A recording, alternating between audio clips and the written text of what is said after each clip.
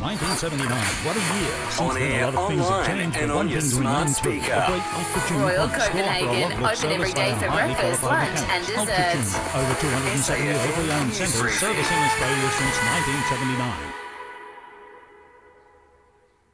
Hello, it's Matt Layton with you. A life-threatening emergency is unfolding as an east coast low triggers flash flooding in parts of New South Wales. Torrential rain is falling in Sydney, the Central Coast, the Hunter region, South Coast and the Illawarra.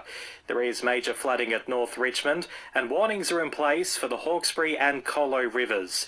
Adam Jones from the SES says there are a couple of things people can do to protect their homes and property. Not park under trees. Make sure that you've cleared your backyard of any items, and anything large, make sure you tie it down. We often hear jokes around trampolines being flung around, but trampolines can really injure people or make damage to property, which we're going to have to come out and do a temporary repair on, which is stopping us being focused on these communities that really need us right now. It's likely another crossbench senator will support the Albanese government's 2030 emissions reduction target. David Pocock admits he'd like to see Australia aim higher, but he won't stand in the way of the legislation. Treasurer Jim Chalmers has all but ruled out an extension for the temporary cut to the fuel excise. He's told The Guardian the measure is too expensive as Labor tries to tackle $1 trillion debt. Briefly, engineers are investigating after a hole was found on the side of an Emirates plane in Brisbane. And Wills and Kate could be heading to WA. That's if Premier Mark McGowan gets his way.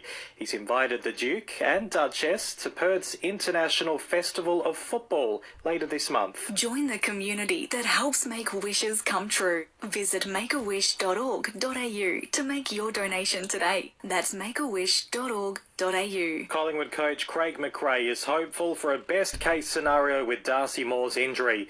The star defender hyperextended his knee in a collision late in the win over Gold Coast last night. Yeah, it's a hyperextension. That's the first diagnosis. We'll have to wait for scans in the coming days and work out what that looks like.